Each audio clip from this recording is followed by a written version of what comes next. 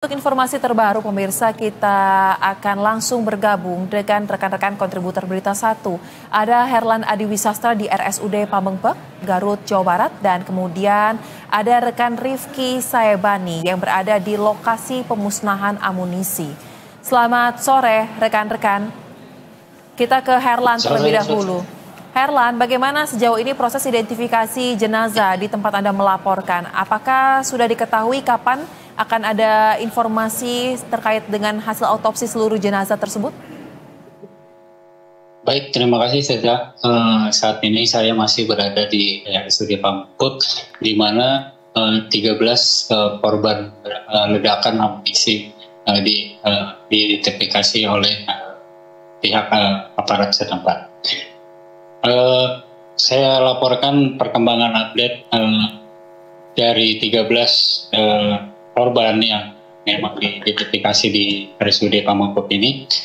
Sudah sebanyak 9 jenazah sudah diserahkan kepada pihak keluarga, di mana 4 jenazah sebelumnya merupakan anggota TNI yang diserahkan pada saat dini hari tadi, dan kemudian 5 jenazah hingga sore ini sudah diserahkan kepada keluarga yang merupakan warga sipil, di mana di antara 5 korban jenazah yang sudah diserahkan kepada keluarga yaitu Dadang Iis, kemudian Anwar Munawar, Ius, Toto Hermanto, dan Endang Rahman.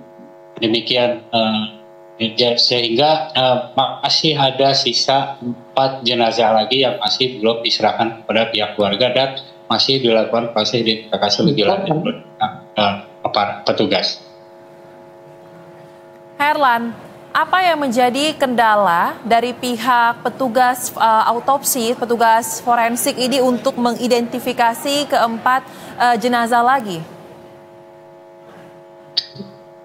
Belum ada keterangan resmi dari pihak aparatur terkait, namun diperkirakan karena kondisi korban yang memang lumayan sangat tidak baik, sehingga agak sedikit memperlambat jalannya proses identifikasi para korban ledakan tersebut.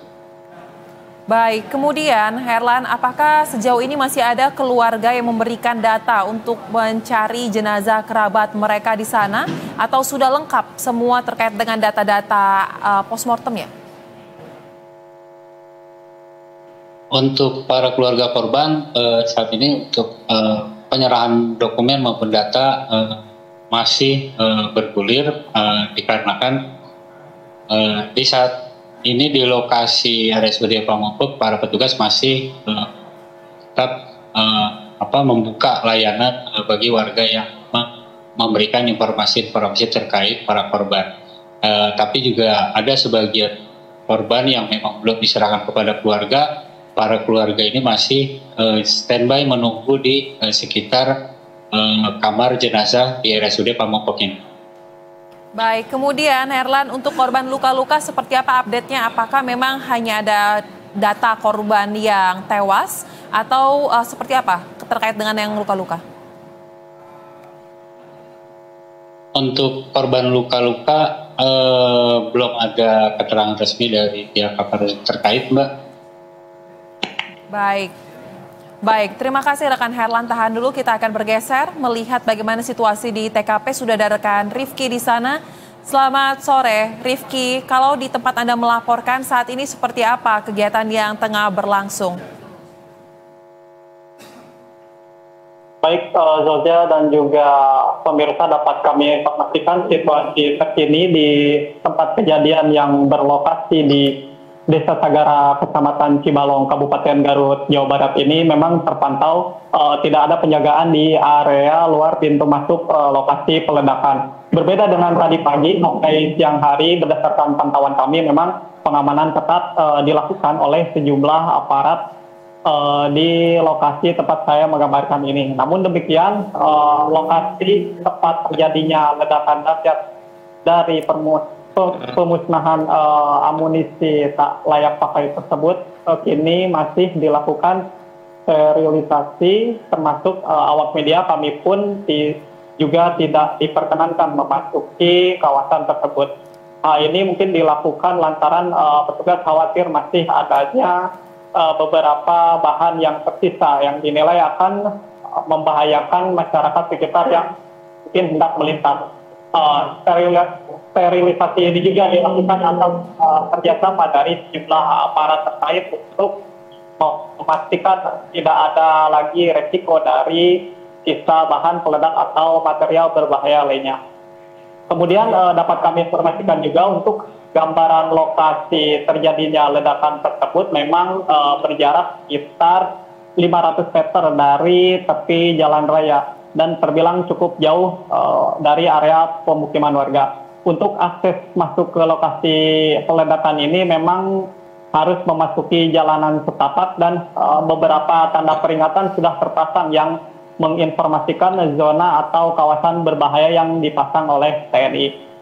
Selain itu, papan ini juga terpasang di beberapa titik pada radius beberapa kilometer sebelum menuju TKP Jalan Raya Utama Lintas Garut Selatan. Demikian saja.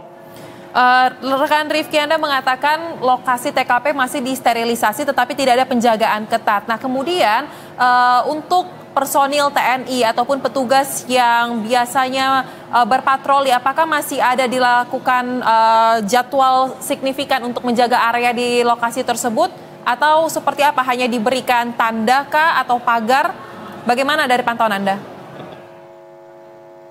Ya, seperti yang kami sampaikan tadi, memang petugas saat ini tidak terlihat penjagaan begitu di area lokasi tempat saya mengabarkan ini. Namun demikian, pantauan kami sejak pagi, petugas melakukan pengamanan ketat di area lokasi sebelum memasuki lapangan peledakan ini. Namun masyarakat juga dihimbau untuk tidak mendekati area lokasi peledakan ini dengan adanya sejumlah tanda yang diberikan oleh petugas TNI untuk menghindari hal-hal yang tidak diinginkan, begitu saja. Baik, berarti hanya mengacu kepada papan-papan pengumuman ya, tanda-tanda yang sudah disiapkan di sekitar area tersebut untuk memastikan tidak ada warga yang mendekat ke TKP ya. Baik, terima kasih rekan Rifki, dan sebelumnya ada rekan Herlan yang melaporkan langsung dari Rumah Sakit Umum Daerah Pamengpek, Garut, Jawa Barat. Selamat kembali bertugas rekan-rekan.